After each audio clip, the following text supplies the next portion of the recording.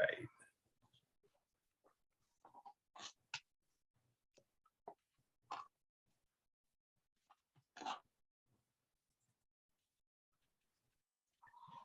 All right, so I want to pick up.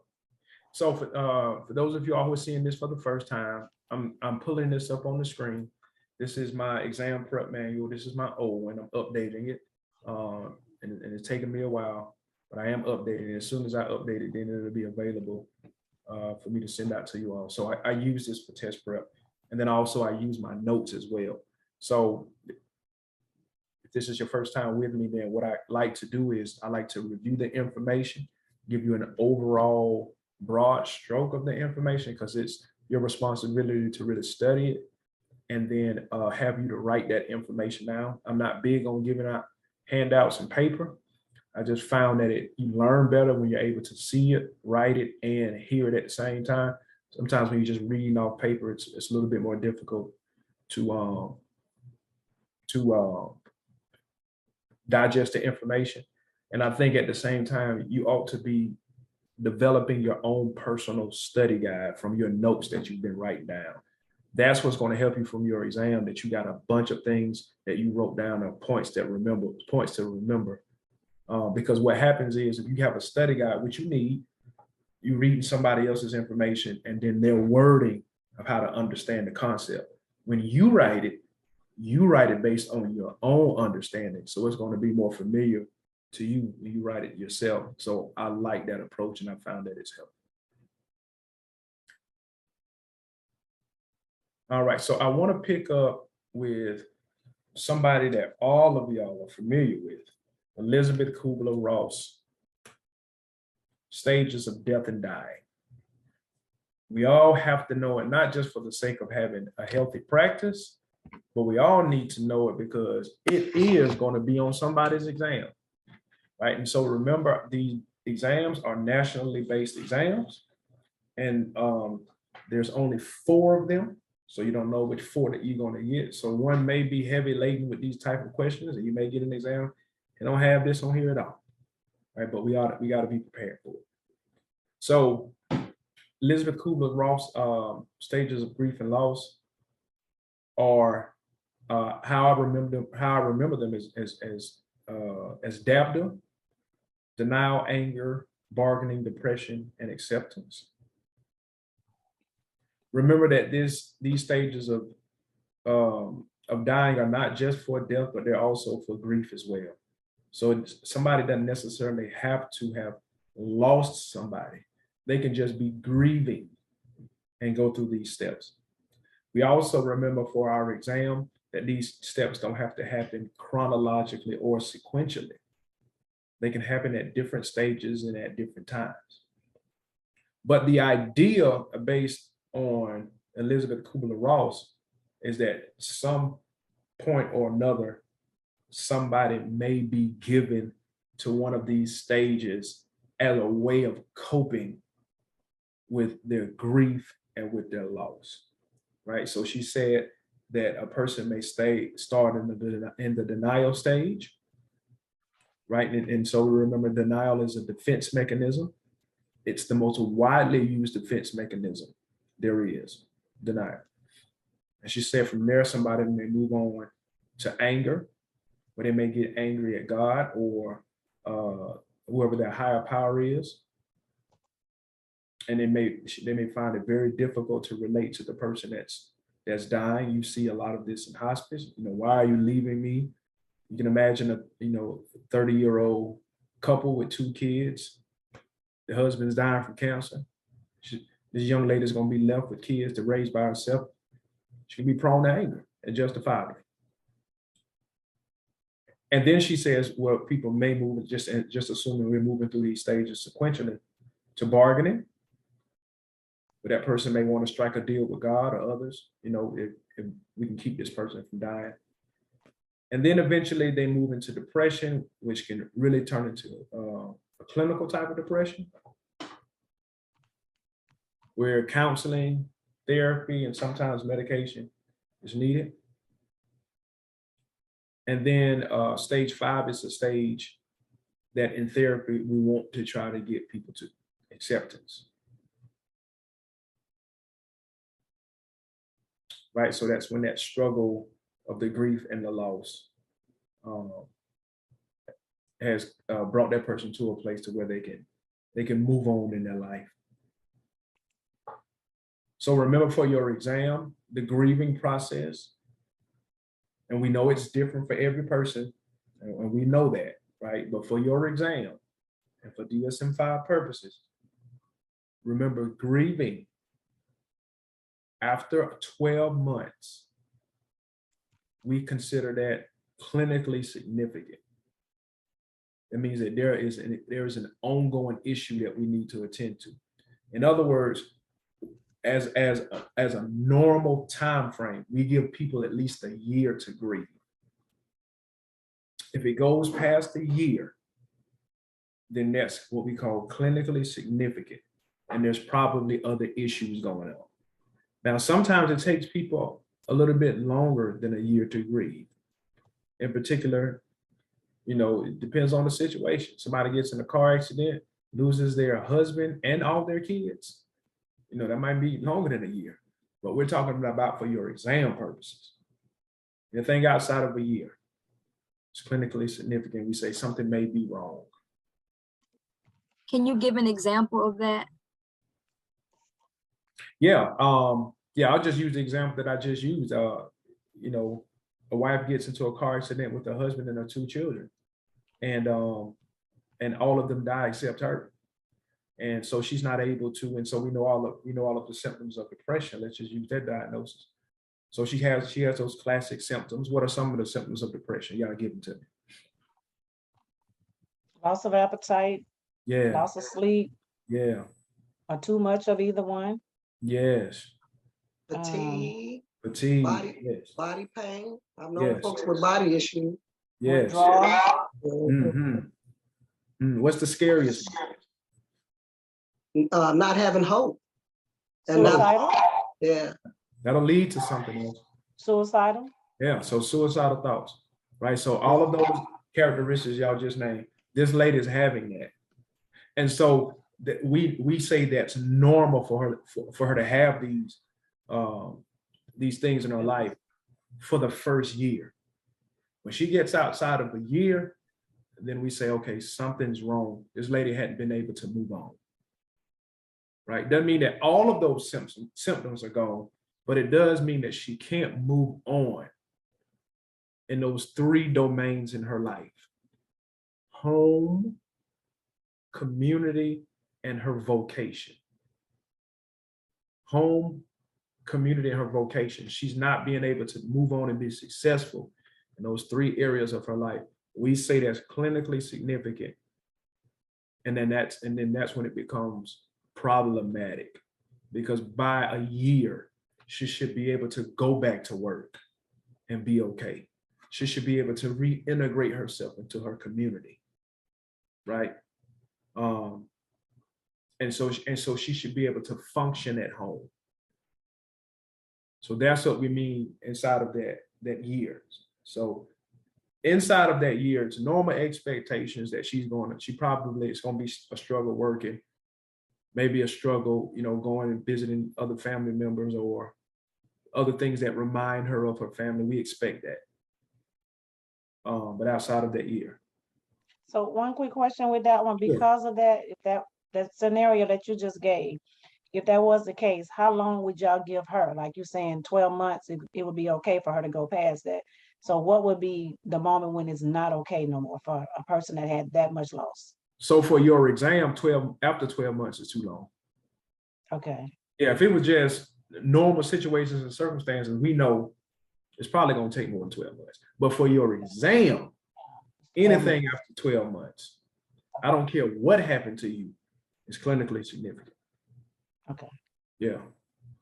So after 12 months, she needs an evaluation. Yes. If she still can't function in those areas, right.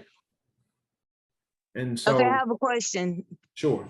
This is not the same thing with this in particular, but what if you have this person that around that same time every year, not just at the death of that person, but let's say that entire month leading up to that month, they know, I mean, and it's been like 10 years, but they're like seriously grieving over this person for about a month and a half, roughly, but close to that time of death. What is that considered? Yeah, and I was going to get to that. And so that is considered normal. That's seasonal depression.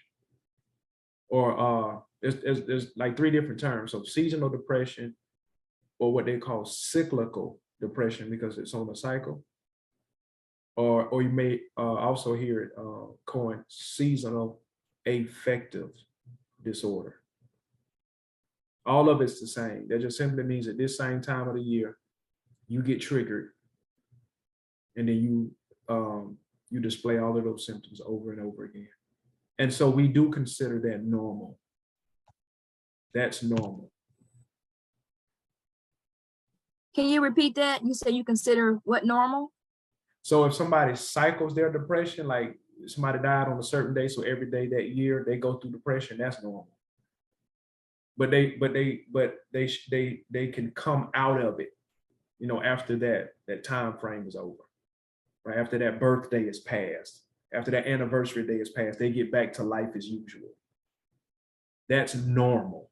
And so any good clinician, therapist, or doctor will always have that person to have a plan, a seasonal plan leading up to that time, especially if it gets real bad or they get clinically suicidal.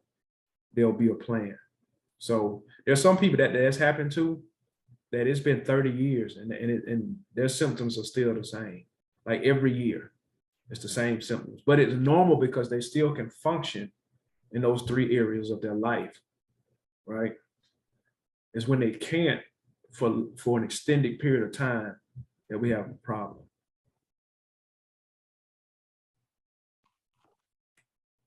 That's a great question. Any other questions concerning that? I know that's more assessment and diagnosis, but that's a great question.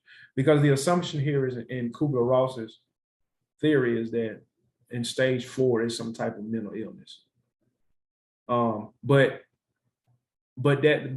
normally and generally, that depression is more bereavement, right? Not major depressive disorder. That's more bereaving. But once you get outside of that year, then we're looking at serious diagnosis there, and which is usually going to be major depression. And there's all types of subtypes under that major depression, just based on what's going on with that person. Or we'll see if we're going to move into seasonal depression. You won't ever know until that year cycles. All right. Questions about that. So remember that for your exam, DABDA, D-A-B-D-A, denial, anger, bargaining, depression, and acceptance. All right.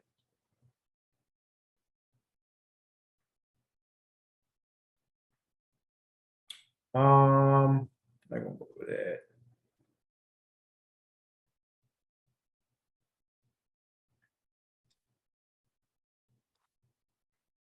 Write this down just for, especially if you're taking the LCSW, because there is little tidbits with veterans on there.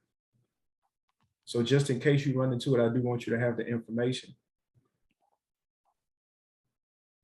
So we know veterans suffer from serious mental illnesses. So whenever you see the acronym SMI, that means serious mental illness. What are some of the diagnoses that we see with veterans? PTSD. Yes. What else? Bipolar. Mm-hmm. Schizophrenia. Mm-hmm. TBI, traumatic brain injury. Yes. And it's one more. It has to do with sex, abuse. Oh, sexual assault. The sexual assault victim. So if you're not familiar, there's a term called MST, military sexual trauma. Yeah.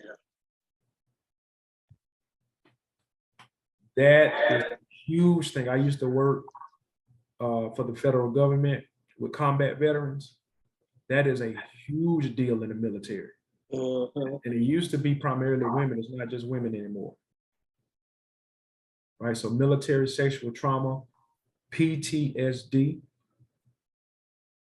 depression, TBI. Those are gonna be my big ones, traumatic brain injury. A lot of these veterans, a lot of times they don't even have to go into battle. It can just be basic training to just the normal course of their work. They get injured, they're working with this heavy machinery. You know, they bump into things fall on them. They have a lot of head injuries.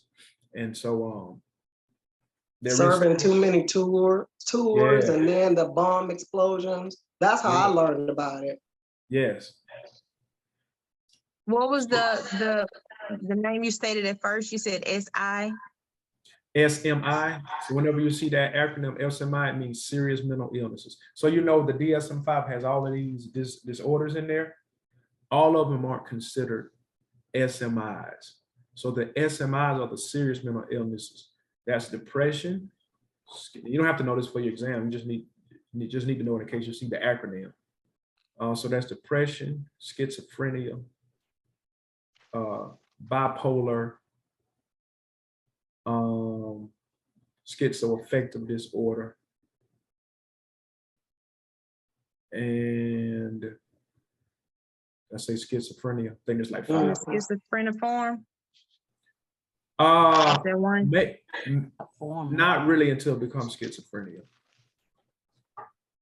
But yeah, those are considered like the major ones, and they call them SMIs because those are usually lifelong.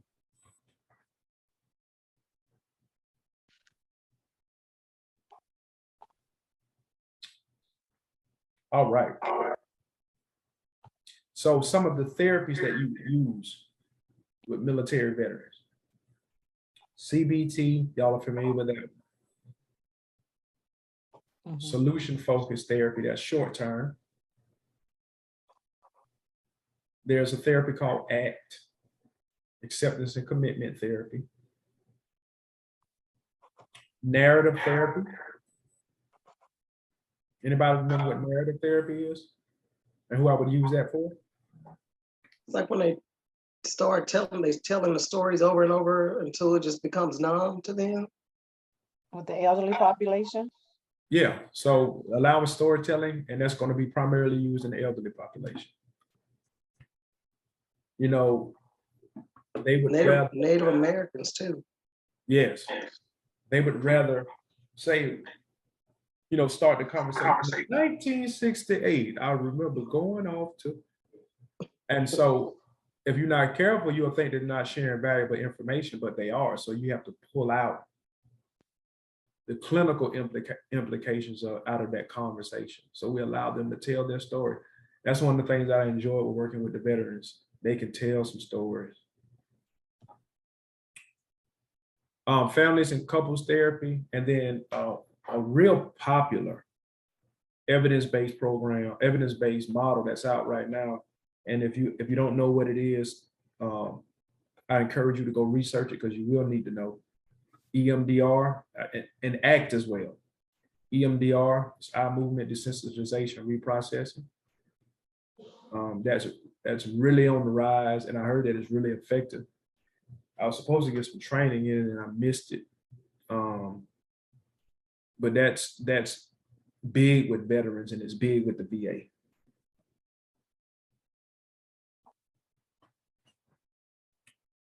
Tell me again, what did ACT mean? Acceptance and commitment therapy. It's a real intensive type of therapy that's used with trauma and like significant levels of abuse.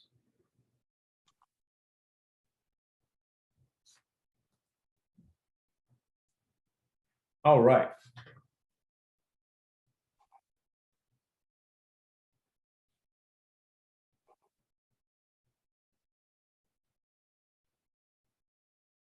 Let's talk about abuse and neglect. So we know some of the implications for abuse and neglect. The mental health disorders from people who've been through that type of situation, whether it's a physical, emotional, sexual, we know that the numbers go through the roof as far as those individuals having some type of mental health disorder. So there's all type of mental health problems, behavioral problems. Those individuals who come out of those types of situations where it's really been traumatizing and chronic have coexisting conditions and comorbid disorders, usually going to be some type of mental health disorder and substance abuse issue. And why are they using the substance abuse? Why are they using the substances? You asking that question?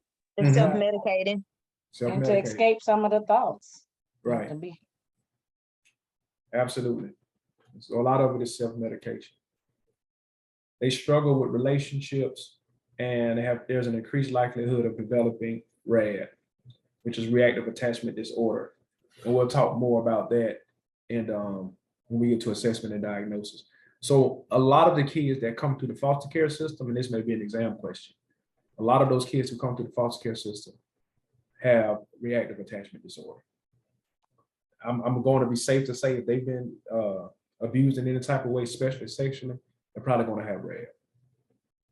That's the common diagnosis that comes with abuse of kids.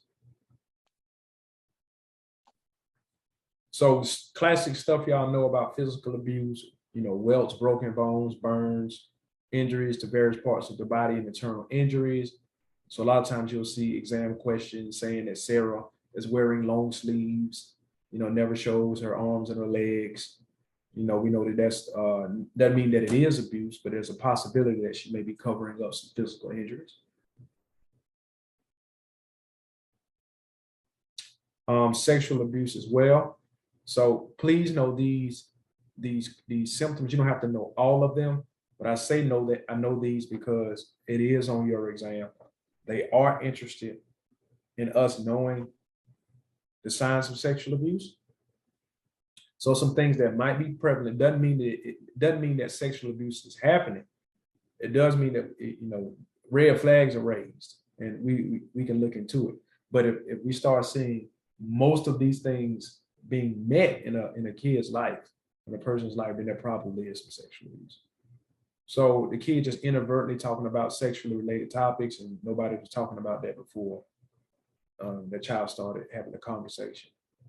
Deliberately drawing sexually related pictures, interacting in sexual nature with animals and toys, especially with younger kids, because they can't necessarily verbalize their pain or their problems or their trauma, so they have to act them out. Excessive masturbation, and we know that that's developmentally appropriate for kids at certain ages, but there is a point to where that it can become excessive, it can become an issue. Refusing to be left alone, enuresis or encaprices. And so we know the evidence suggests that kids who've been sexually abused feel like they've lost control over their sexual parts and over their body parts. And so a lot of times what they'll do is to gain some sense of control back, they'll take their feces and smear it on the wall, or they'll just urinate all over the place and urinate on themselves. It gives them some sense of control. The kid may fear a lead defender or fear specific genders. Young boys may set fires or be cruel to animals. There may be some role reversal in the family. Sleep disturbances. Some of the girls sometimes have eating disorders or practice self-mutilation. You'll see a lot of times girls who've been sexually abused, they cut. For some reason, that's their way of self-soothing. Runaways, criminal activity, getting involved in substance abuse, depression, just difficulty relating with other people, difficulty in relationships, school difficulties, all of those can be signs. Once again, doesn't mean if you see these signs that sexual abuse has occurred, but if you see enough of these signs happening in the same person's life, it's probably an indication that it's there. And I wanted to add, when I see children with no boundaries at all, Yeah. That's one of my questions, is Yeah. the sexual abuse. I agree. I agree. You said because they don't have any boundaries? That's what our question was? I'm sorry. Yeah, she was making a statement. She was adding to this list saying a lot of times when she see kids that don't have boundaries, that kind of clues her in. That's something maybe Right. going on. Mhm. Yeah, we see a lot of that in the role reversal. They mentioned that is one of the things that you may see from sexual abuse. And so you may see and say kid has been abused by her father sexually. Sometimes that young girl would take on the role of a mother. And so not only will she, gain oversight of her brothers and sisters, but she'll act as a mate to her father. But when she get out in the environment, in the school setting, in the community, she's taking on that mantra that she's an adult. So she may not have, an awareness of authority figures and what she can and can't do. Those boundaries aren't there. And Fritz Perls talked about that in Gestalt therapy. He said that's one of the ways that we can tell that people aren't emotionally healthy. He said when they don't have an awareness of boundaries. They don't know where they start and where other people stop, or where other people stop and they start. So kids will climb on you, crawl on you. It's just a lot of times it's just sad to see, but they don't know that there's supposed to be a personal space between me and you. And so I know about that. Y'all know my story. I've been sexually abused before and molested. So I know that this is true. So when you're young and you're impressionable, adults are supposed to teach you those things. And so if they don't teach you things like boundaries and how to in personal space and stuff like that, and the abuse comes in, your brain will solidify that as the norm. And so you'll be looking for it in every relationship. So, sometimes when people don't understand that, they may see a kid or a young girl and say, oh, she's so fast, she's so promiscuous and stuff like that, and write those kids off. But they don't know that that's the blueprint that's been written in her mind. So she's looking for that in relationships because the person that was doing that to her told her that that they loved her, right? So she equates that love with that type of movement with the body. So she's not just being fast; she's just looking for love. Sex is just a byproduct. I help guys who are trapped in sexual issues understand that as well. Sex, a lot of times, when you're in that situation, is just a byproduct. They're actually looking for the affirmation, the confirmation, but the sex comes with it. We also know that part of sexual abuse as well, kids get groomed. So there's stages to that. So number one, engagement, where the perpetrator gains access to and this is going to be a test question for somebody. The perpetrator gains access to the child through grooming them for the abuse. So they may not start off with the abuse at first, but it's usually going to be somebody that the kid trusts, right? So they're younger, they may give them toys. They're older, they may give them money, or they may threaten them. Say, if you tell anybody, I'm gonna hurt your mom, things like that. Usually, though, they kind of get them with honey instead of vinegar. Then number two is the pressured sex. They make them feel obligated to perform the act, forced sex, and force them into the act. Then there's the secrecy phase, where there's bribes, the intimidation, the blackmails, just to keep it secret. And sometimes people carry this to their grave, or when you hear older people, and in particular, they're using that narrative therapy type of situation, they'll talk about this. They'll be, 70, 80 years old and say, this was a family secret. When I was growing up, we didn't talk about stuff like this. Or my mom knew, my uncle knew, but we didn't talk about it. Right? We just understood it. So sometimes people take that all the way into their adulthood, and sometimes to their grave. And number five, I wanted to, go ahead. I'm sorry, I wanted to make a comment about that. Mhm. That's one issue that I think I try to address, that sweeping things under the rug does not resolve the issue. So that's what I've learned in my culture as well, even within my family. But again, my issue is if we don't talk about it, it becomes a cycle. It continues versus, to me, talking about it to address it. So I totally hear what you're saying for as, 80 years old, then you tell what happened to you, but then you find out it also happened to your sister, your brother, your cousin with the same person, and no one said anything. Yeah. I think this generation is for the most part better at having conversations with their kids about this. But it's still a lot of secrecy around this.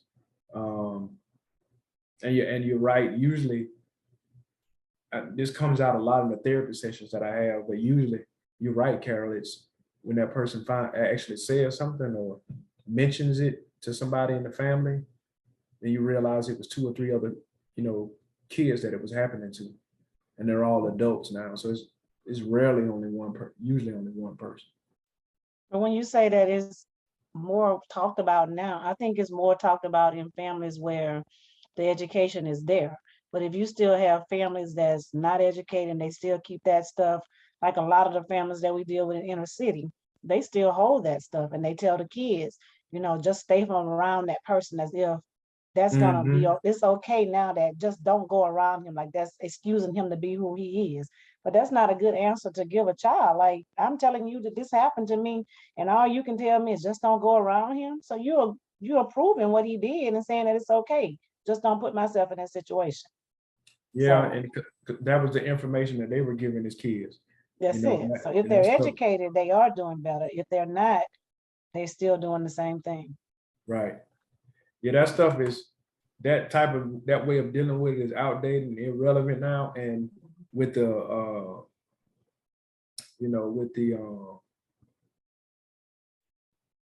it really is it is a movement. This Me Too movement. These people are telling. Yeah, they are telling it now. They coming out and saying, no, Uncle Jimmy wasn't right. And then once one person builds that courage, these people are coming out. And one of the things that I'm seeing now, and I need to look at more literature on it, these individuals, these perpetrators that are getting found out now, a lot of them are committing suicide. So that's an interesting phenomenon. Can't handle the pressure. Yeah. But I want to say one more thing. I lost my train of thought. I don't think about it. Oh, what I wanted to say was I try to have a lot of compassion when I do meet people or children that struggle with their sexuality or identity, because you never know what trauma that person has endured that has kind of changed their thinking or their choices in life. So that's one thing I've learned through social work is you never know what they experience at 5 or 6 or 7. That's right. And now they, are having all these issues. That's right.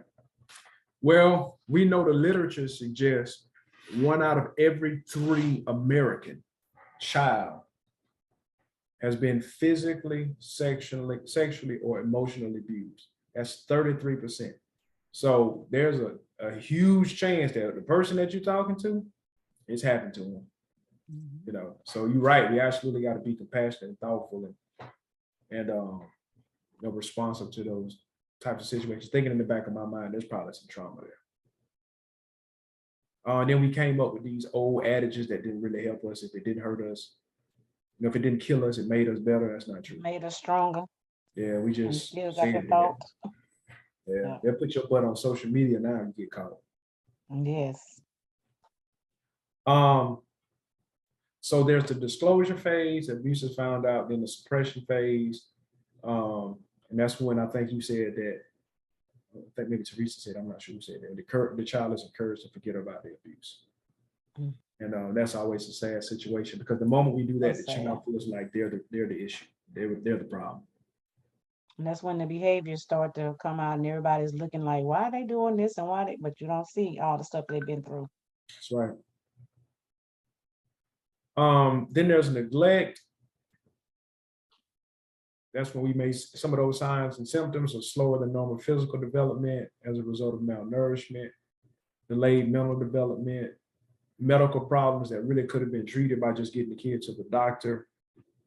They become serious, poor school performance, just due to frequent absences. I saw a lot of this when I worked at DCFS. Poor social skills, just because kids don't have access to the right types of environment, not being properly taken care of, ADLs not being met.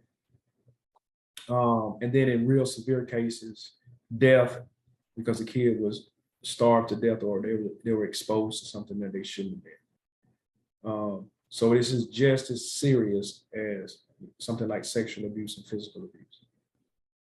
So the most underdiagnosed type of abuse, which is a test question, is emotional abuse. And this is more underdiagnosed because it doesn't have necessarily physical symptoms, though it does have physical reactions, right? So this is when you belittle, shame, humiliate, calling names, telling a kid that they're worthless, yelling, threatening, bullying, especially when a child is younger and their mind is more impressionable. They really begin to embrace those comments, those ideas, and that begins to shape their self-esteem. And then they become vulnerable to other predators later on in their life. Narcissists are drawn to, antisocials are drawn to people who have been emotionally abused. They are drawn to them. They can sniff them out and continue to take advantage of them. I have not had one person, I worked with a bunch of them. Listen, I work with some people, like if I tell you their names, you probably, you would know them because they're that famous and they're in other states. But you would say, how in the world are you dating this guy who tells you this and does this to you, and you famous, right? But you would be surprised how emotionally beat down that they are starting from childhood. It was a gradual process of people just wearing down on their self-esteem. And so sometimes what you see in the public persona is really a social mask. You get these people at home and you get them in therapy, they have very, very little value of themselves. So narcissists and antisocials prey on that. And so they try to make them feel like I'm your sense of self-worth. And it's just a sad thing to see. I saw a lady who lost a guy who walked away from her. She was burning candles. She had went to a witch doctor to try to get him back. She paid a psychic. She had like his hair. She was doing all type of weird stuff. But she felt like if she didn't have this guy, she was nothing. And this lady was a lawyer making big money, had beautiful, beautiful children and all that. But he had wore her down, so she's like, if I don't have him, I'm not whole, I'm not a person. So we see that. So we know we make we are mandated reporters. I'm not gonna go into that, but we are mandated to report child abuse. We're also mandated to report elder abuse to APS, Adult Protective Services. Has anybody had to do that? I've never done that before. You have? Okay. All right, let me move on. So what's not in here, and which is actually an update in my manual, so I'm going to give this to you out of my notes. I want to review really quickly because it is on the exam, human trafficking. So I just want to give you a few notes there. I wanted to say something before you move on to this part. When I was a disability worker with Aging and Disability Services, the main one I would have to report all the time was that financial, boy. I mean, tearing those seniors up, taking their homes, taking over their bank account, forging their names. It is ugly. Who was While doing leaving them in the nursing home? Family, friends, people that take advantage of seniors, elder abuse. Yeah, financial is just not beating and neglecting them, or a nursing home not changing them, or finding sores on a parent when you go visit them in a nursing home. But the main one that I saw the most was the financial abuse, tearing them up, just draining their bank accounts. That probably is the primary one. Yeah. That's number one. That's the number one Yeah. type of abuse for the elderly, financial abuse. Yeah, they drop them off at the nursing home, and they get power of attorney before they put them there, and then they have access to everything. But then if they drop them off at the nursing home want everything. They do. They want everything for from the time that you got it. They want do. everything. They do. Yes, it's sad to see because some of these people have worked their whole lives, and their kids go into their 401ks, they go into their Roth IRAs, they go under their mattress, in a matter of months and years, it's gone. Well, I worked at this methadone clinic when I lived in Texas, and this lady, her mom died, and they were well-to-do family, and she had a policy like for like $500,000. That's what they left her, and she was well off, and she was using drugs, and she spent that money. It sounds crazy because I still can't wrap my mind around it. She spent that money in a 6-month time frame. She said she was buying drugs for everybody. She was having parties every night. People was coming over. She had all the friends in the world. But when she spent that last dollar, nobody could get her high and nobody wanted to be around her. And that's when she was coming to see us. But you spent your family worked all their lives. That's why I be thinking you done worked all your life trying to prepare something for your children to have. And they spent it in 6 months when you went without some stuff trying to make sure that they have. Wow. And I wanted to make a comment. Mm. Another issue with elderly abuse, which I have been involved with personally with my mom, who's 77, is opportunists. People that befriend your family and not knowingly take everything. And it's shocking because you actually trust these people. My mom is a very trusting person. She's always giving cake, giving this, giving a ride. But I totally understand the family thing because it's also been personal, where I would never think something like that could happen, but it happens. And it's really sad because, like someone said, you've spent your whole life working for a home or for a car or whatever you have. And for someone to take advantage, it's not a good thing.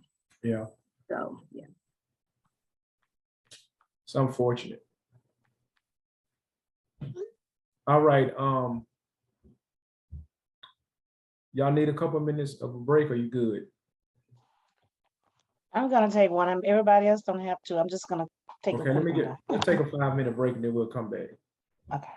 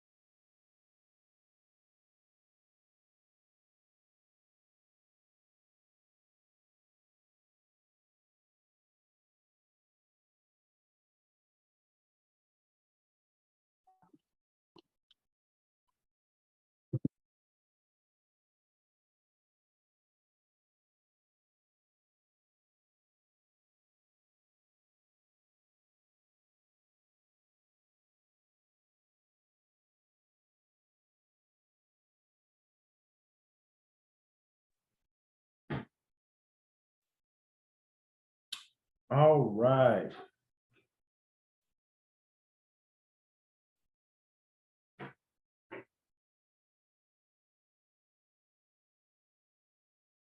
So let's get into, I want to give you all a few notes on human trafficking. So I'll go slower because I know you all are writing. But I do want to share some things that I think that'll be on your exam.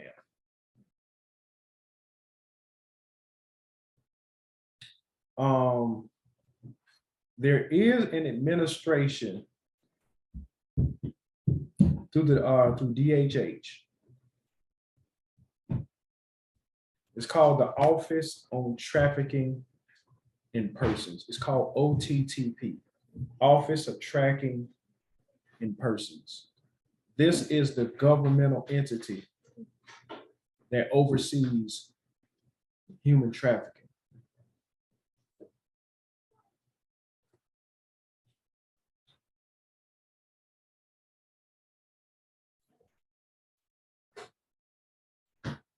So this department has come up with risk factors for human trafficking that we should know.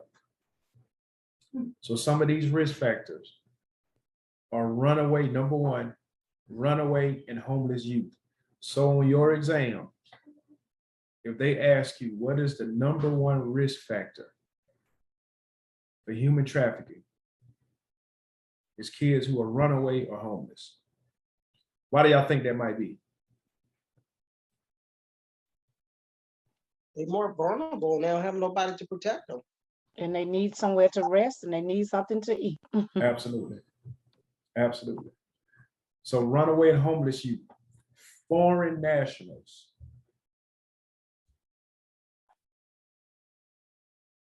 Number three, kids. Can you repeat that?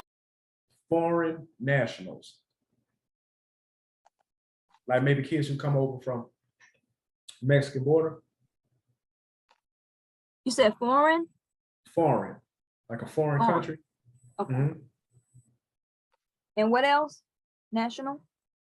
Foreign nationals.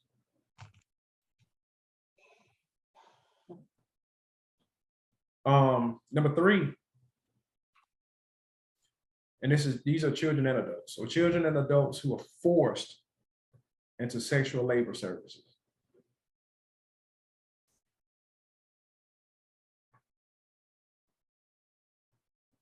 Number four, people who are victims of trauma, sexual assault,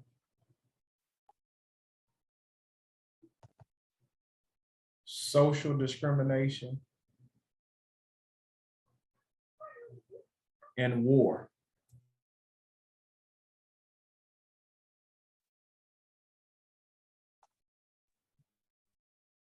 I think I had a moment. You were breaking up I there. used to work at a group home I used to work at a group home in Memphis, Tennessee, and the girls would run like races, but I would hear them say they were preparing to run away from the group home and they were going to pimps. And I had never heard that language before, like who runs to pimps?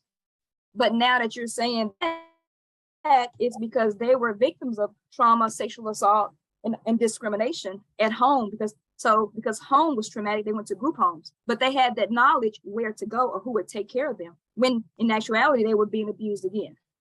Yeah, absolutely. And in those kids' eyes, they don't see them as pimps. They don't even call them pimps. These kids did, and this was back in 2001. I was just shocked to hear that term. Like, who says that? Yeah. But that was the term they used. Well, they don't use that much more. They think it's their boyfriends and their saviors now. Yeah. So. But that was the culture there. Because like I said, I was shocked to hear that word, and I was just like who says that? But yeah. Yeah. I helped the FBI a couple of years ago get some girls out of and their mother out of some sex trafficking over here on Monkhouse Drive. And to them, it was just a normal way of life. Their mom was in it, and then she raised her two girls in it.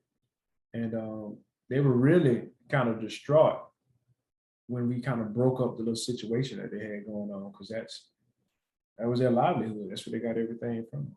And these girls, I think one was 15 and one was 13. But ever since they were little girls, that's what they've done. So it wasn't even a big deal to them. Sad. And you messed them up when you told them that it was wrong. And I knew I was messing them up when I was helping the FBI. Like I knew I was, because I've been in that world before. So I knew the repercussions of that.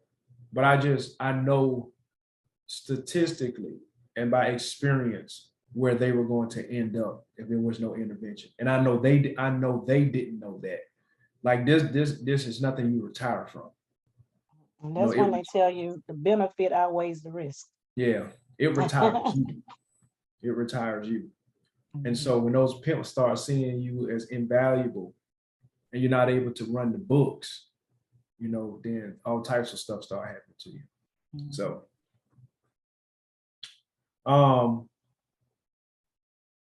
and then the last risk factor was individuals living in poverty.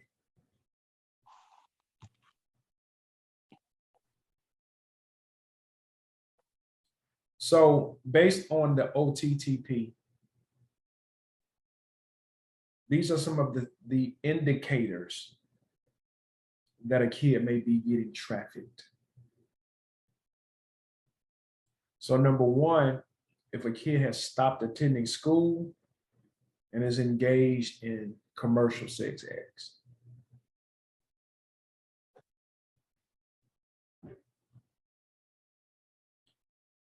There's a bunch of them, but I'm only going to give you the ones I think that are going to be on your exam. Number two. Before you say number two, what was the last part of the first one? Has engaged in commercial sex acts. Carol, OTT standing for Office on Trafficking in Persons. And when you say commercial sex act, is that just like filming themselves or something? What makes it commercial? Okay. Filming themselves or getting filmed. Okay.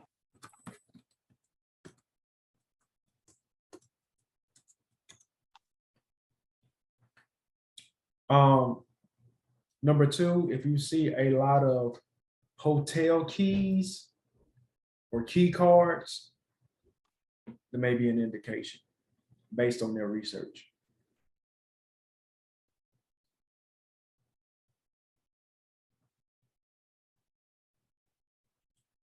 Also, if there's chronic lying about their age or carrying around false IDs. Once again, doesn't mean you see these things that they're being trafficked, but these are strong indicators.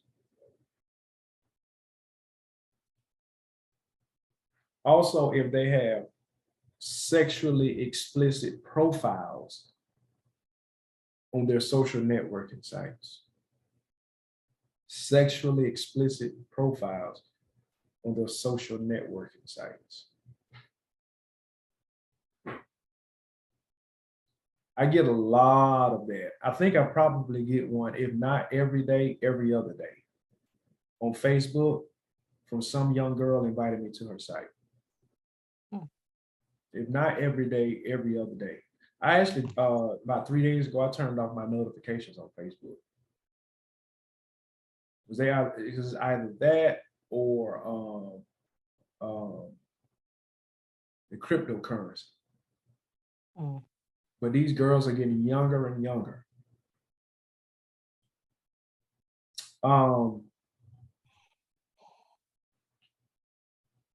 Also, if someone has untreated STDs, untreated STDs,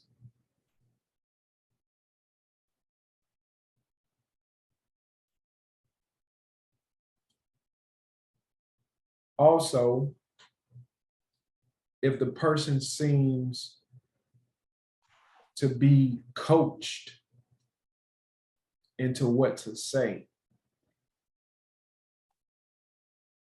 about alleged abuse. It's not an organic response. Somebody told him what to say. Or just say you fell off the ladder. Or just say you hit your head on the edge of the bed. But there's no consistency with what you're seeing. The next one is quite obvious when that person tries to protect their pimp or their trafficker from authorities.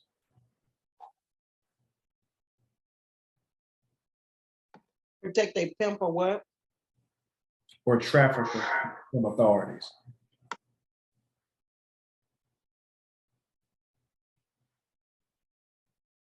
I learned this one as well.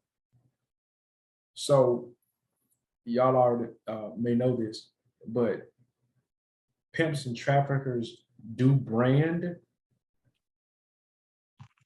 their victims. And usually the branding is on the neck or the lower back.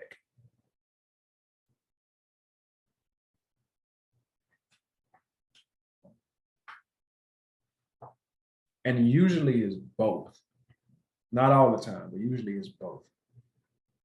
You see it on the neck, like the side of the neck. And if they wear like the little half shirts, you'll see it on their lower back.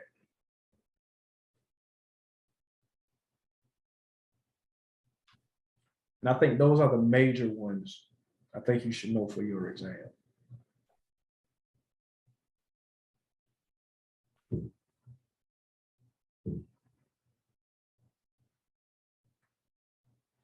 Just know that human sex trafficking is a $1 billion business.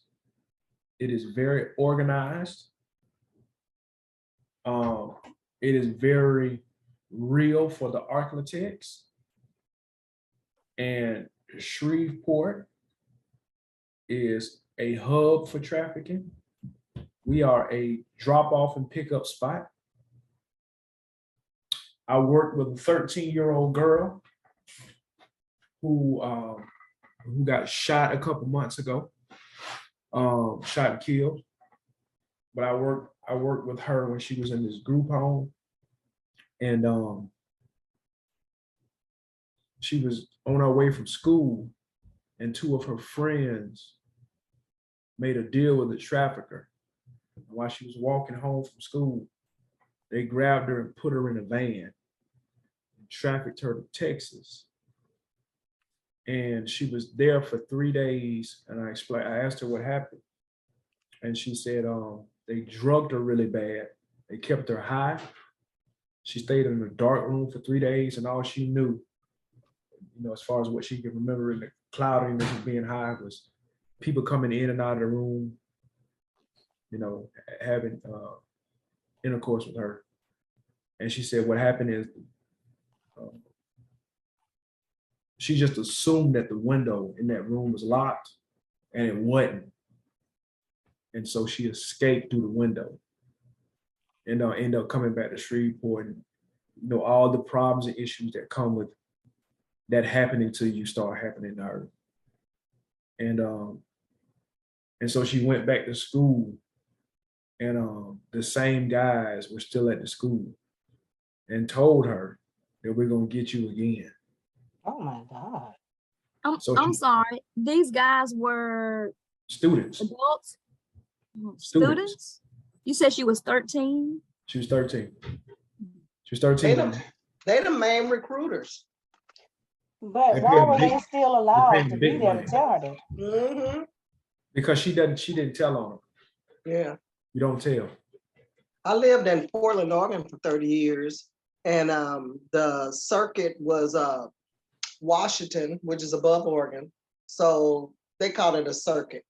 Washington, they'll bring them down to Oregon. They'll transport them to Cali. And then they will go to Nevada. And then they will also exchange and sell too. And I think Prime, if y'all want to know more about it, it's a great movie. It gets intense, and it's called Trafficking. And I think it's on Prime, if I'm not mistaken. Mm-hmm. Mm-hmm. Yeah, I hadn't seen it, but I saw that. I saw the title of that. Yeah, it's good. It's really good. I've watched it a couple of times. Yeah. You said the movie's called Trafficking? Mm-hmm. Yeah. Yeah, and this young girl got involved in that world, and her boyfriend shot and killed her a couple months ago. She was 16. So it's real, and a lot of it happens here.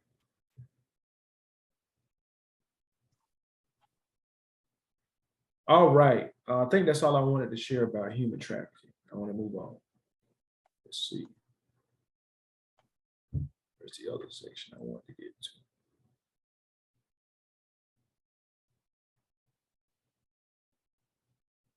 Man, y'all know that already. So let's look at some cultural characteristics based on race and culture. And this is kind of what people are trying to harp on with the examination. Or the pass rates aren't that high because our exam isn't culturally competent. And it's true. So this is their attempt to identify some of the characteristics based on culture. In an effort to become what they call culturally based, or embracing culturally based values. So for African Americans, kinship relationships are important, with grandparents being very involved in raising young children. Male and female roles are egalitarian, and often women work outside of the home. Children are expected to respect and obey their elders. There's a deep sense of mutual responsibility among members. Spirituality and church membership are important.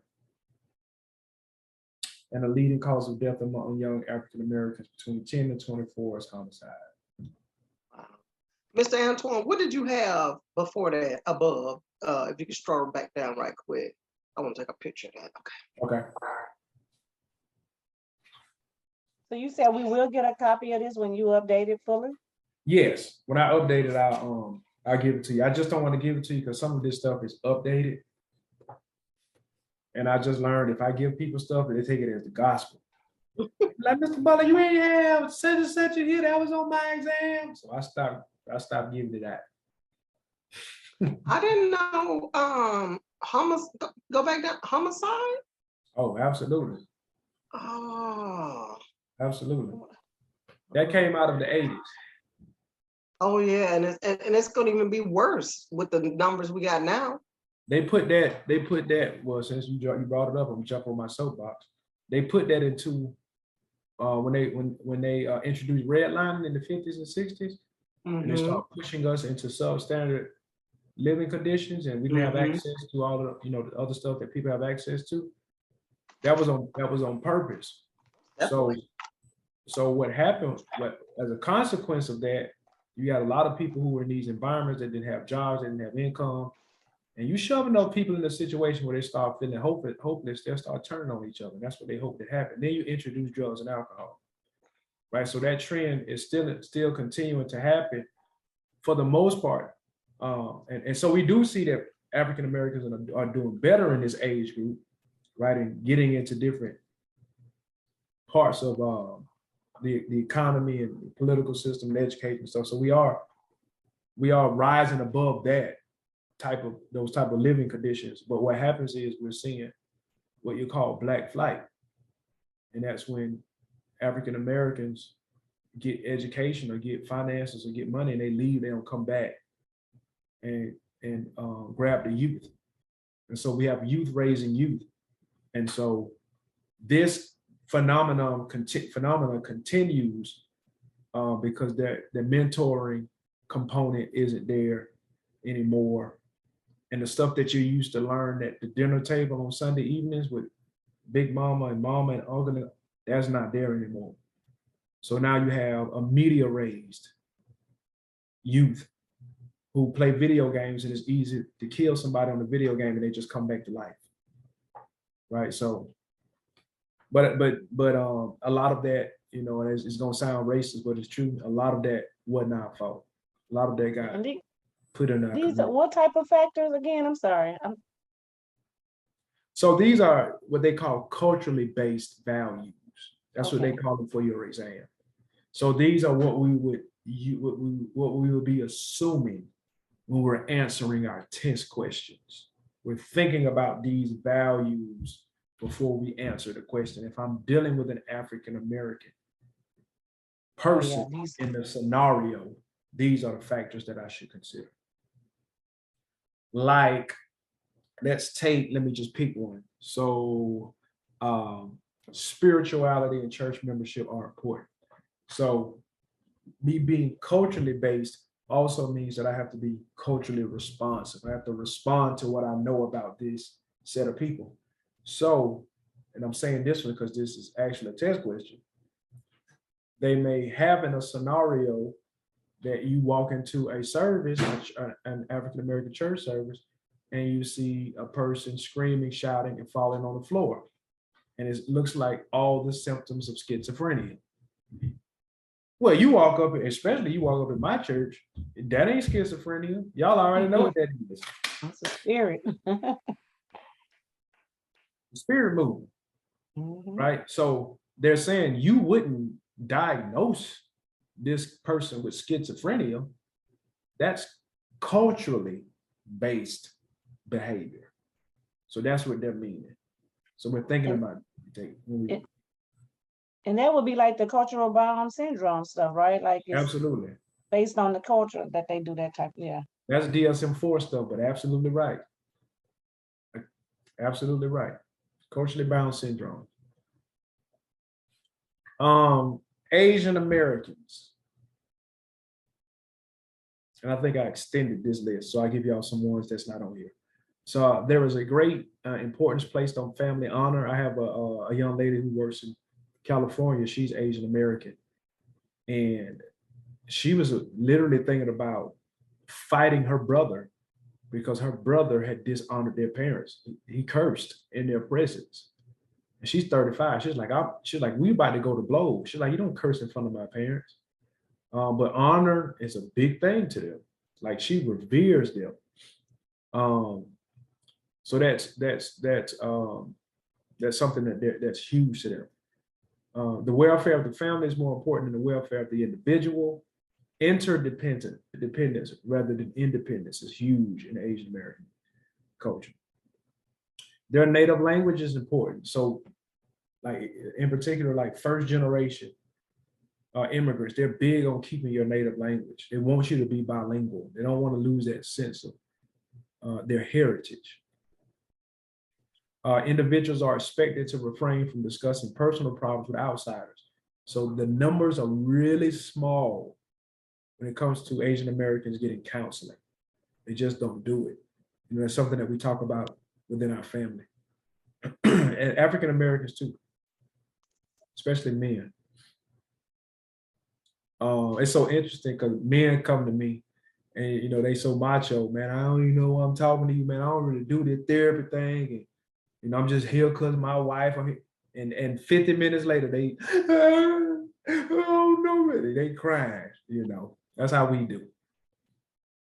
But a lot of it is stigma. Spirituality, religion, and church attendance are important. It's the view that control, as is the view that control over life's events is external. So for Asian Americans, their culture, their heritage, and a lot of them spiritually fall under Buddhism and Hinduism, and that's really important in their culture.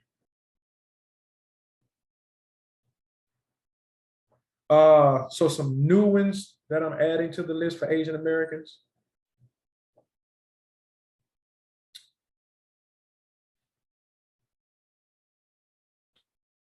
Having a mental illness is seen as bringing shame on the family.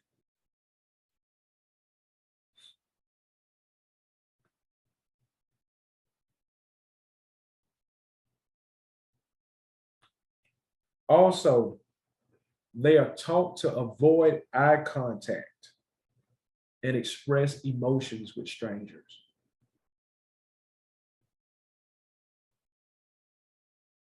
We're still on Asian, right? Yes.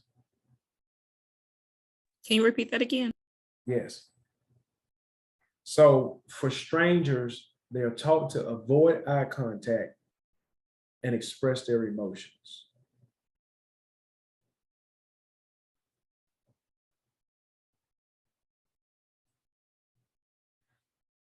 And then the last one is remembering that they have very structured and strategic roles for family members.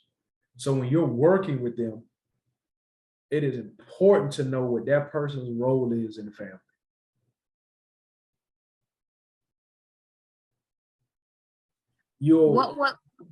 Go ahead, Carol.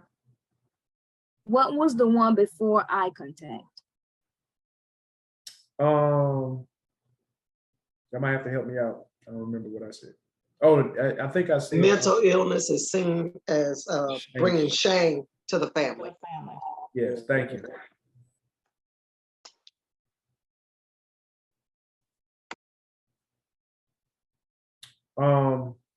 They have structured roles for members.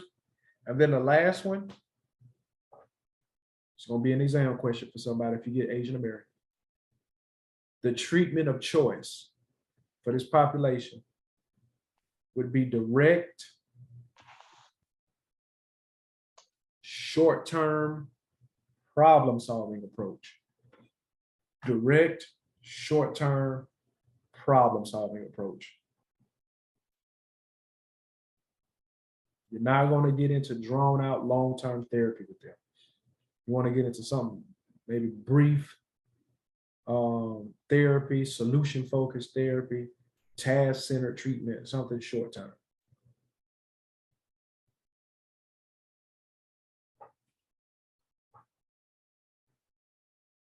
All right, let's go to our indigenous brothers and sisters, Native Americans.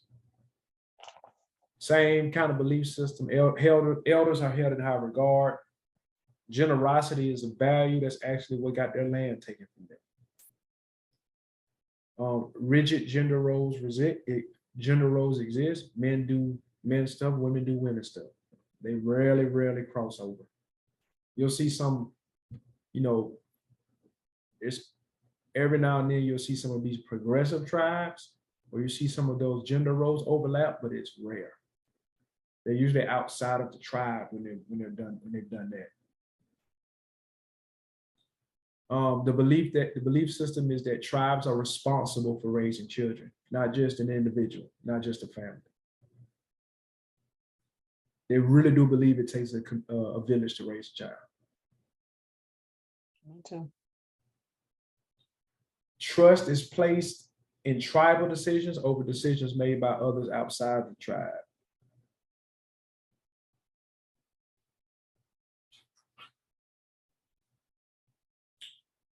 Going to give you some new ones that's not on here. It is very important to Native Americans that individuals listen rather than talk. Over talking is a turnoff to them in therapy. I'm automatically disqualified because I want to know what the feather mean, what the jacket mean. I want to know what the bird mean. I'm asking all type of questions. They're gonna kick me straight out. Mhm.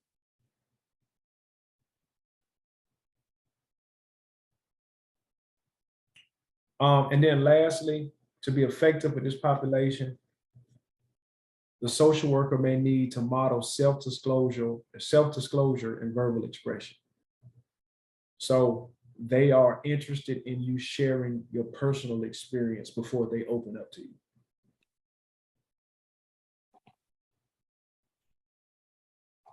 Self-disclosure and what else? Verbal expression. Okay. I'm surprised unless I'm not seeing it. They big into storytelling too. They are. Uh-huh. That's what you just said. They'd rather you listen than talk. So they telling their story. Yep. And you said they expect what? That's the last thing. I'm sorry. Say it again. The last one you just said, they expect something. I missed it. I know they'd rather you listen than talk, and then you said they expect something else. I said they want you to model self-disclosure and verbal expression. I need to move this. Yes, okay. Please be familiar, and this is in your social work dictionary. If you're not familiar with it, go in your social work dictionary. That's one of the things that I encourage you all to get if you don't have. The 6th edition, if you can. Go research ICWA, the Indian Child Welfare Act. That's an exam question. What is it called?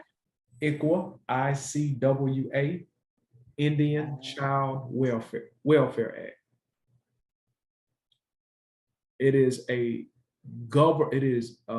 constitutional, U.S. constitutional act in a nutshell that says that we must respect the tribe's decisions over tribal matters before our own laws.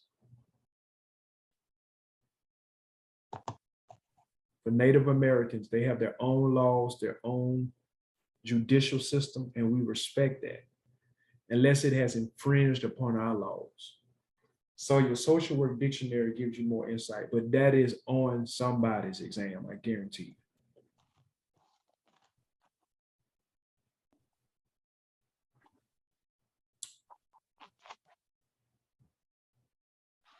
All right. Hispanics.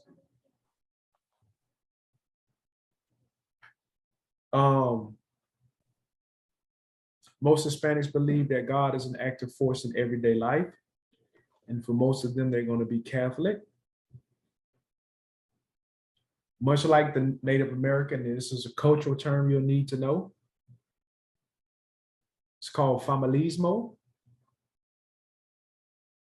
It's the value over the family, over the community. And if you closely observe them, they really mean that. That culture, like none other, can work together. Can you spell that, please?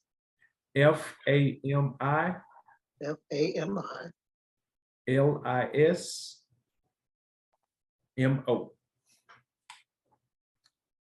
That's the value of the family rather than the culture? Say it again. What's the definition of that again? So family over the value of the family over the individual. Or the community over the individual.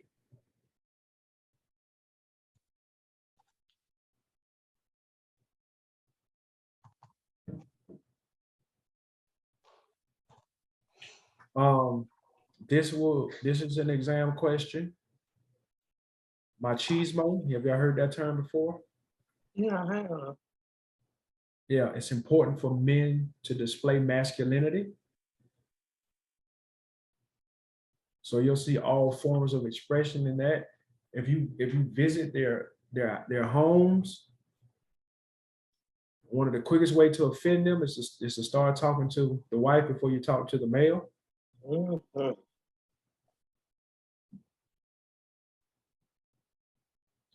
Also, in their community, eye contact can be interpreted as you challenging them or trying to intimidate them. This is the men. So if you're not verbally communicating to them and you're just staring at them, it can be interpreted as you challenging or trying to intimidate them.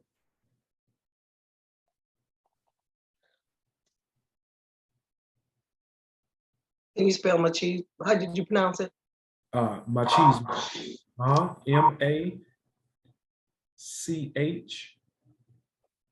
MACHISMO. Machismo. I have the opportunity to work with the younger generation at the community college I still teach for. Mm-hmm. And they've taken away all that masculine, they can't stand it. Really? Yeah, and then they call themselves Latina X, Latinas. They prefer Latina versus Mexican, and yeah. Mm. And I don't know if you guys know anything about Puerto Vallarta. I got a chance to visit there, and it was shockingly surprising to me to see the amount of gay Hispanic men and all the stuff that they're changing. It was very mind-blowing. Yeah, LGBT is really emphatic about reaching across genders and across cultures with their cause. So it don't matter where you go now. You know, you're gonna have somebody who's a part of that community. And I always say that's the only thing, that's the one thing that God made a difference between, and society makes it okay. Yep. There may be some information on your exam about the coming out process, the LGBT community. And just remember now it's LGBTQIA. And there's a hyphen something, I hadn't caught up to that one yet. But I know it is LGBTQIA. So that's lesbian, gay, bisexual, transgender, queer, intersex, and asexual.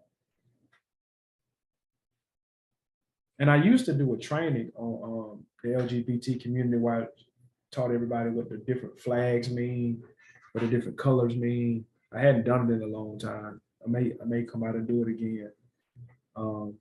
But there's different terminology that you got to be abreast of: asexual, pansexual, non-sexual, genderqueer, gender sex, intersex, interqueer. They all have different expressions and definitions. Really not non-binary now, right? Uh-huh.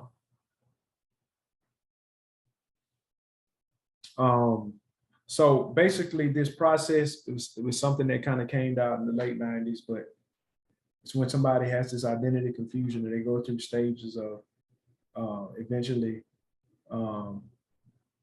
revealing their sexual preference.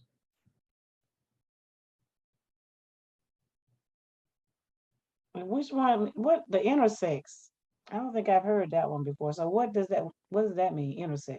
I think the intersex is when you can switch back and forth. Oh. A lot of them have overlap. Like what is it, hydrogenous? I can't remember now. I have to go back and look at it. But a lot of them have overlap and sound the same. Because like asexual, which means no sexual preference, sounds like another one. A lot of them sound alike to me. But the community know what they mean. I could never remember them all. All right. So here are some of the terms, and these are I don't know, I might have written down some of the new ones. Let's see. Okay, I did write it down. So for those that don't know, gay and lesbian is the overall term. You're attracted to the same sex. Bisexual, attracted to both men and women. Pansexual, it's a term used to describe an attraction that is based on not the individual, not the sex, and the term can be used for either male or female. So it's based upon the individual, not the sex.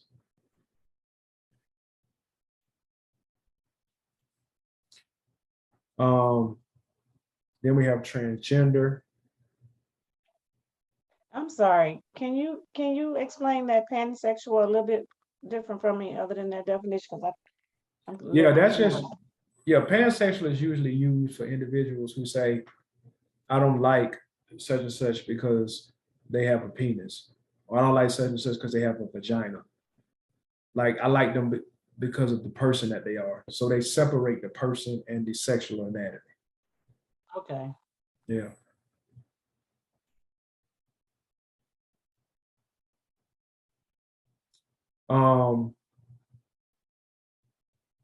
Intersex is just a new word for hermaphrodite. When I was growing up, that's the only term I knew. But it's called intersex. And then there's gender queer and intergender. This is catch-all terms for gender identities other than man and woman. Individual may self-identify as being, oh, I got a typo right. I gotta fix that. Both man and woman, as being neither man nor woman, or feeling completely outside of the gender binary. And that is a term, I just can't remember what it is. When you're not male or female, you don't even ascribe to gender terminology, period. There's a name for it. I just can't remember it. But these are the ones to be the most familiar with as far as your exam is concerned. Gay and lesbian, bisexual, pansexual, transgender, intersex, genderqueer, intergender, or intergender, they're the same thing.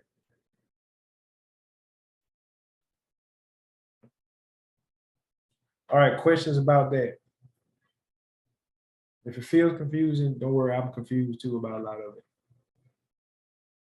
You said that I just Googled what you said when you don't identify as a man or a woman. That's what they call it, non-binary. Yes, non-binary.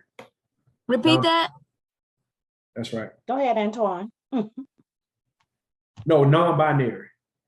That's what I couldn't figure out. I couldn't figure out what it was. Hold on, let me go back to it so I can highlight it for you. Can you see me highlight this? See, feeling completely outside of the gender binary.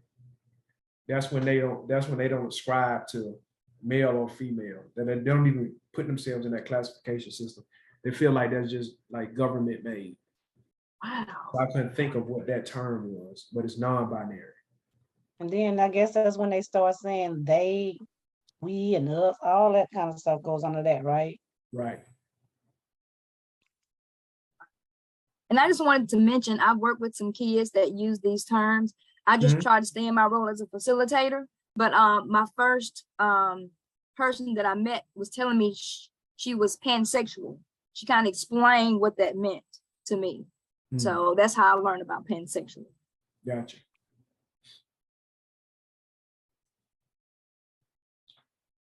All right.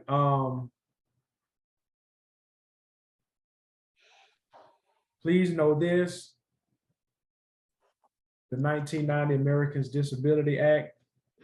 This is one that I would encourage you to go in your social work dictionary and review. This outlawed discrimination against individuals with disabilities.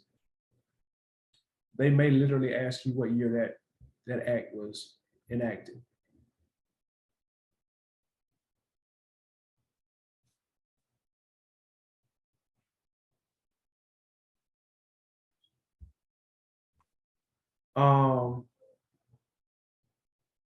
I want to read this just for the sake of your knowledge. So when a disabled individual seeks social work services, the social worker should not automatically assume that the disability is the focus of treatment.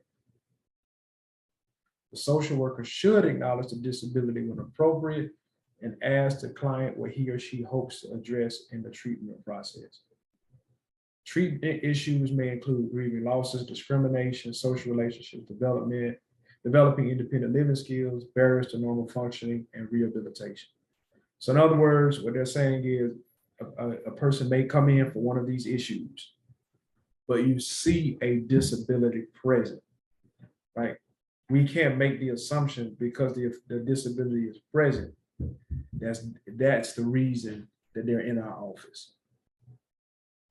And if we do that, then it can be considered discrimination. Actually, even asking people about their disability in an interview process can be considered discrimination. Like, hey, I noticed that you use a cane. You want to tell me a little bit about that? That can be seen as discrimination. Or if somebody's blind, or whatever the disability is. They want to make sure that we're not identifying that as a focus of treatment if they haven't identified it. And there's people who win this case every day based on this, based on the ADA. All right.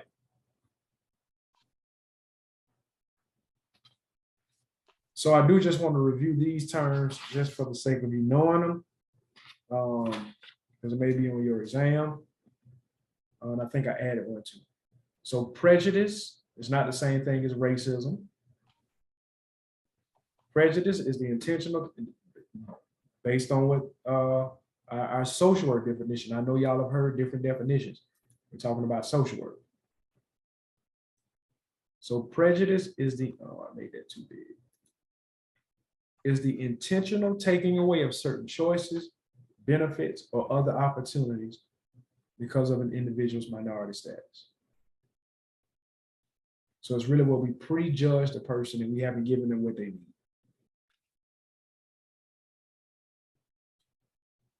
Note this term called critical multiculturalism. This is a stance that embraces diversity and opposes oppression. And it's really just to make sure the Eurocentric viewpoint doesn't oppress minorities. That's really what the focus is. Racism, the practice of discrimination and prejudice based on racial classification, supported by the power to enforce that prejudice.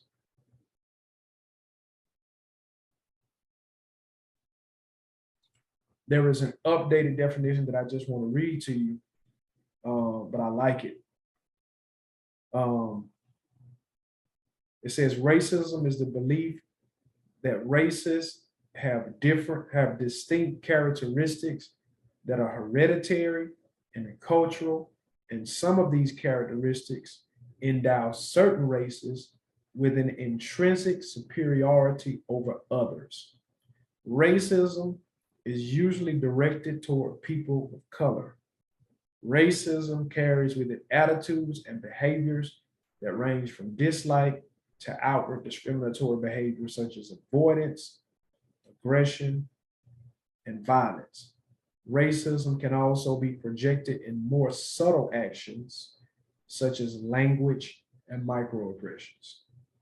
I like that definition because it really unfolds the idea that minorities have a hereditary disadvantage. That's really what the belief is. Our heredity puts us at a disadvantage. I thought that was a strong definition. Therefore, the majority can exercise power because they are, by heredity, they are superior. How old is that definition? Like within the last 3 years, maybe? The one I just gave you? Yeah. Oh, that's like 60 days old. Oh, I was going to say, because that's exactly what we're facing right now. So Just got this, not too long ago. Ethnicity socially constructed classification of groups. We know what that is: oppression, silencing the voice of ostracized people. Ageism, self-explanatory. Heterosexism, that might be new to somebody. A belief that everyone is and should be heterosexual, right? And that's another word for homophobia. It's just an updated word, heterosexism. Ethnocentrism, your own ethnic group is superior.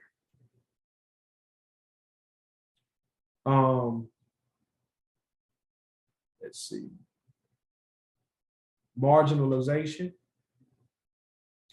This is when people find that they are on the fringe of political, social, or economic consciousness. The sense of invisibility results in decisions being made by those in power that may be harmful simply because the needs were not considered.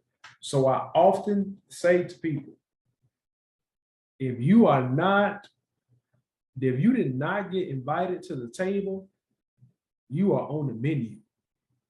And there are decisions that get made regarding people's lives, in particular, disadvantaged, disenfranchised minority individuals, at a table that they never even know was there. They didn't even know the meeting existed. And so their lives are affected in a negative way.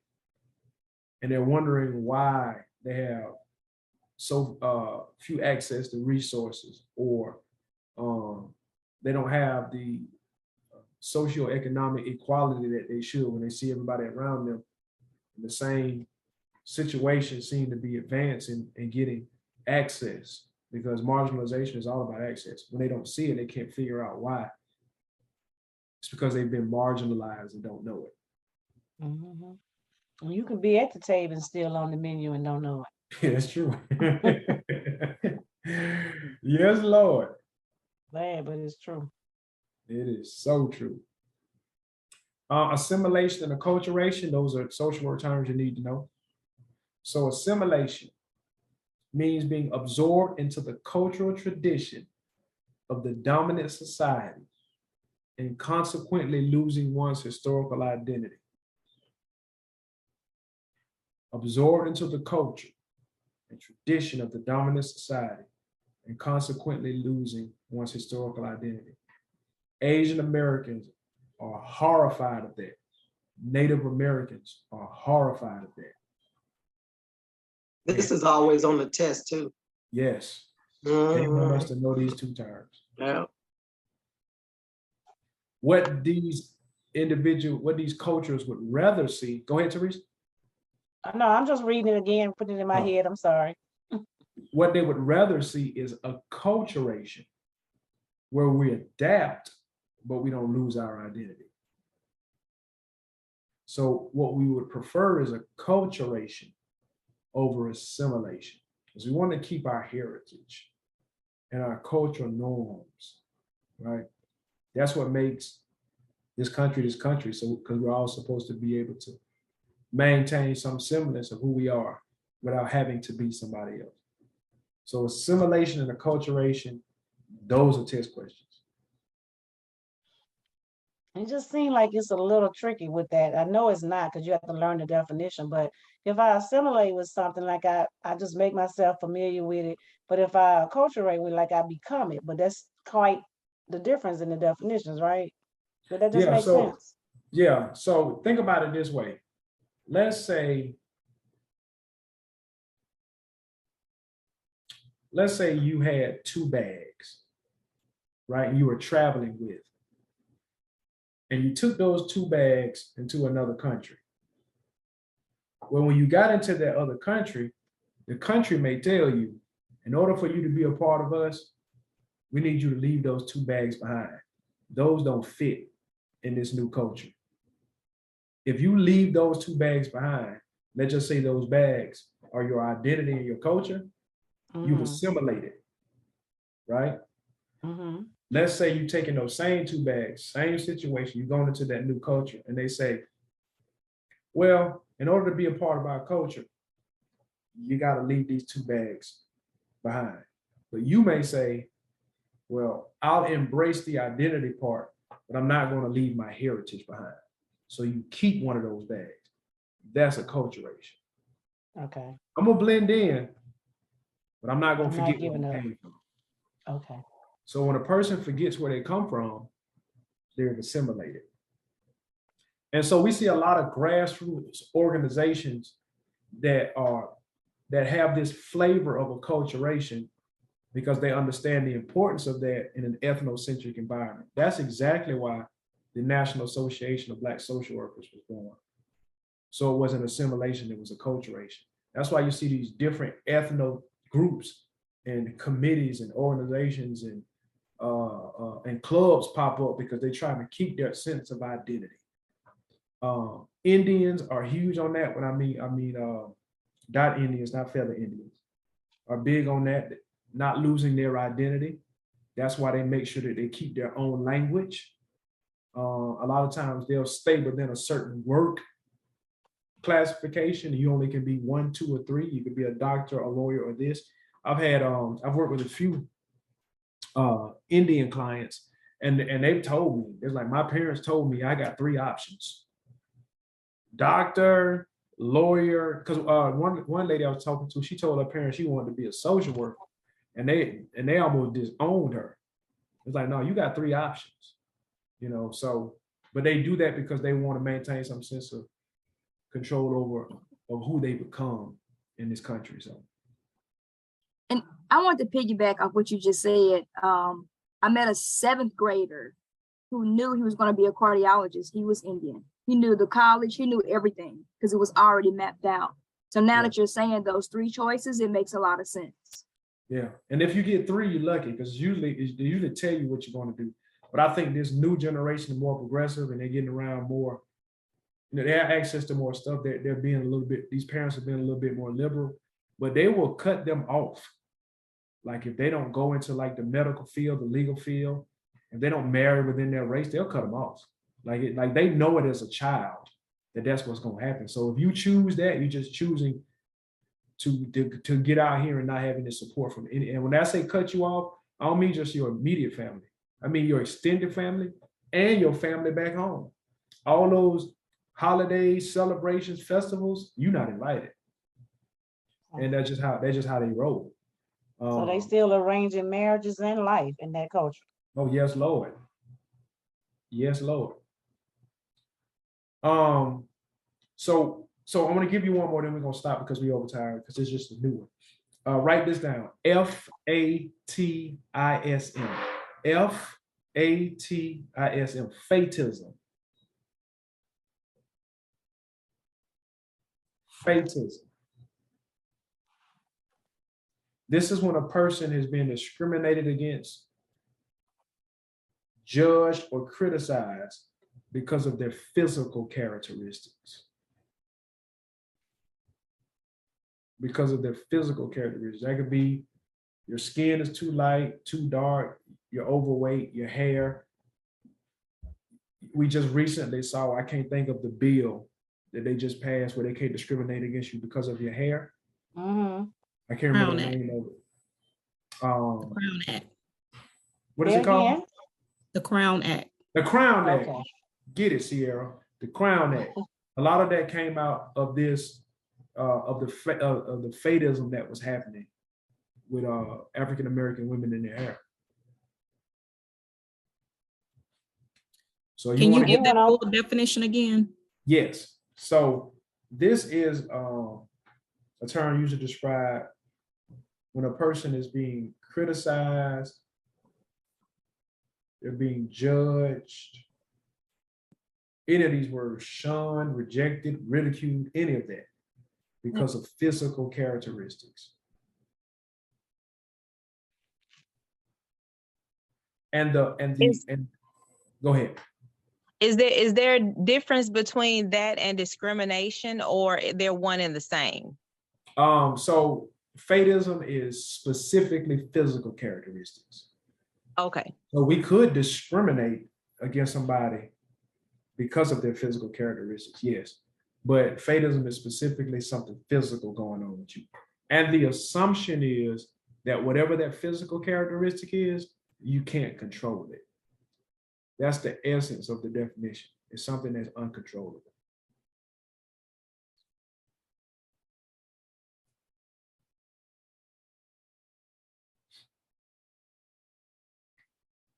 And give me an example of one of the physical characteristics that we would be thinking about. This African-American wide nose that I can't control. Oh, okay. So I go in the With my interview. tight curly hair.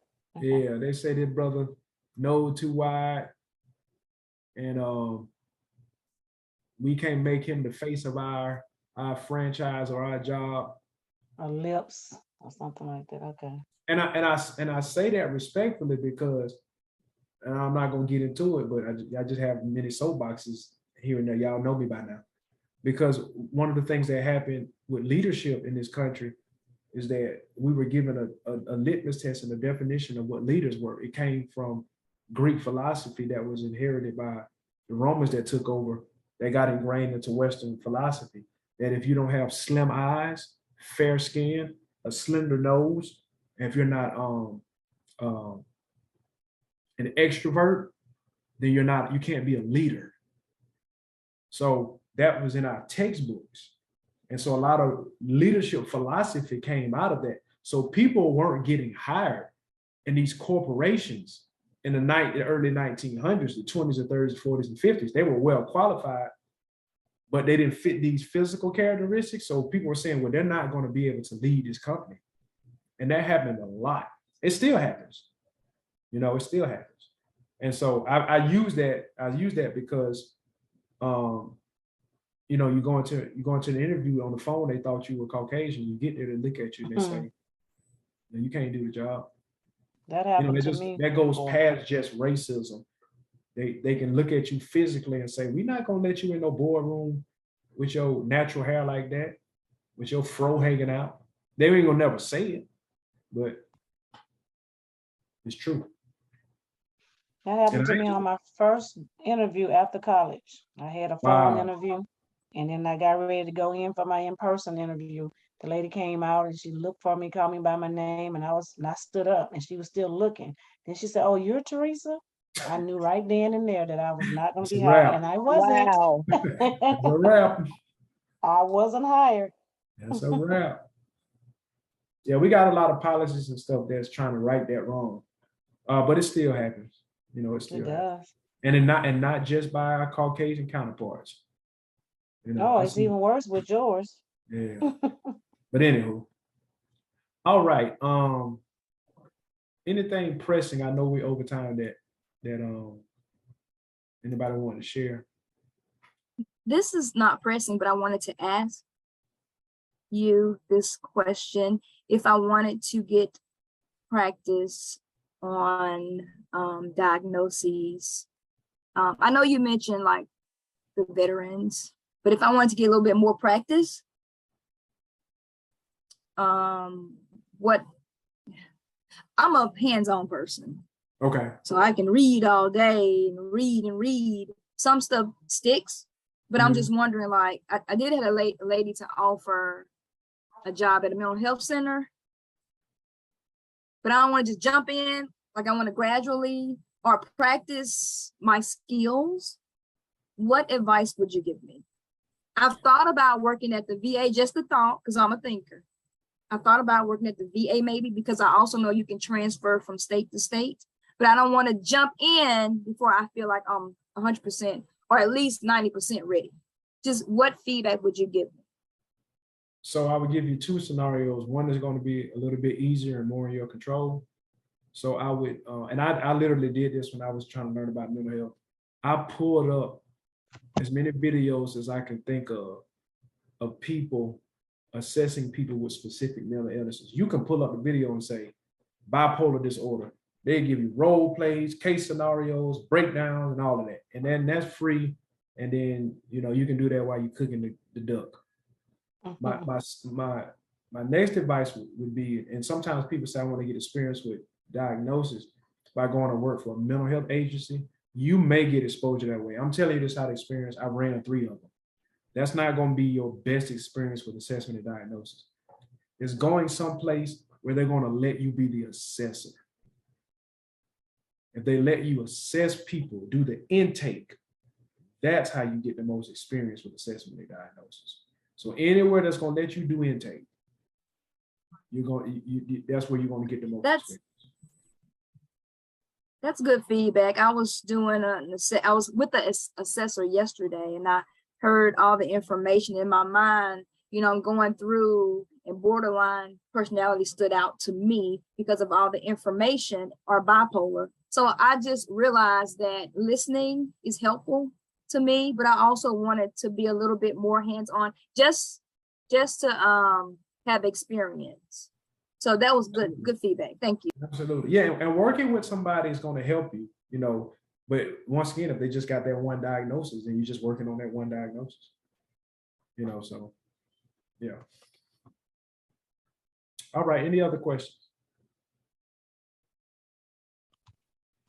All righty. Well, thank y'all so much. I'll have y'all certificates to y'all within the next 48 hours, and we'll meet again on the 3rd. No, the 2nd. We'll meet again on the 2nd, so I'll send y'all out the flyer. But one quick question before you say bye. I know you was wrapping up. How can I make up for what I missed?